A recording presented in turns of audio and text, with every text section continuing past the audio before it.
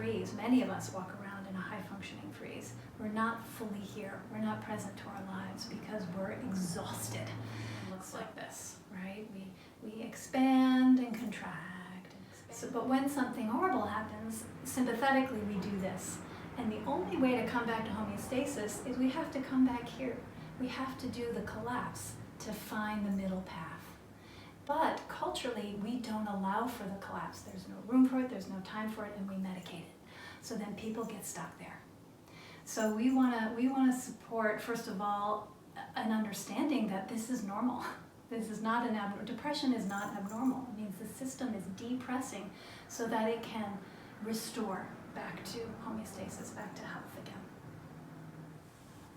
So I work with people to help them not just embody their power, but to embody their collapse.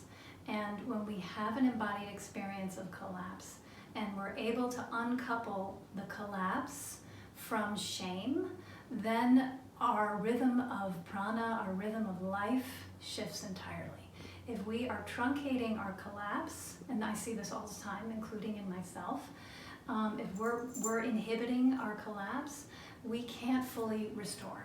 And if we can't fully restore, we're not fully alive. So using yoga to support enough co-regulation, right? Because there's a person holding the space so that the other person can fully collapse and be there and explore what's in the collapse, and then wait and wait and wait for the impulse to find the prana to come back in and come back to life. This practice teaches you how to, one, be present to and accepting of what your needs are, and then taking action and honoring them, which ultimately is very empowering and challenging for all of us to do, especially those that have encountered trauma. What's exciting about the polyvagal theory is that we're understanding that the nervous system is much more complex than we thought. We sort of learned in high school science that it was fight or flight and freeze, but we're learning that we have actually more vagal nerves than we once knew in the parasympathetic system. So now we know that we have this social engagement system, and that it is our biggest regulator, and that what regulates us as mammals is each other, is relationship. So a deep understanding of this is culture changing. Yoga saved my life and continues to do so every damn day. I would not be who I am today without yoga. I found it about 20 years ago and became a teacher 15 years ago. And I was totally disembodied. My body was something I needed to manage, and I had no relationship to it except to basically starve it, punish it, control it in whatever way I could. And through my yoga journey, I have learned to become friends with my body and realize that I don't have a body, I am a body.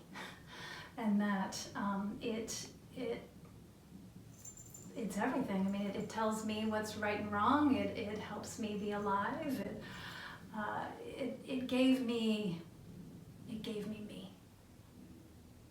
My name is SHELLEY, and I have been doing yoga most of my life. My dad was my first teacher growing up in Michigan, and when I was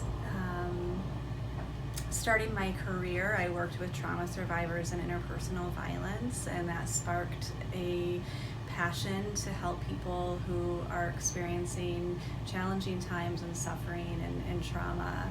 And at the same time, I was a student of yoga, and I understood that there was just more to be done, that in order to really truly support people, I wanted to incorporate more body-based ways to help manage the things that happen in their lives. And so I became a yoga teacher, training through Soul, and then received certification in trauma-sensitive yoga, and started to work to blend my two passions of being able to teach yoga and offer support to trauma survivors. Because when we understand how so much of our behaviors are autonomic, compassion can just suffuse our lives. I think we all know it intuitively, but to understand the science behind it is really powerful. Of course, you'll be a more attuned parent, yogi, and human on the planet. So it's a massive paradigm shift.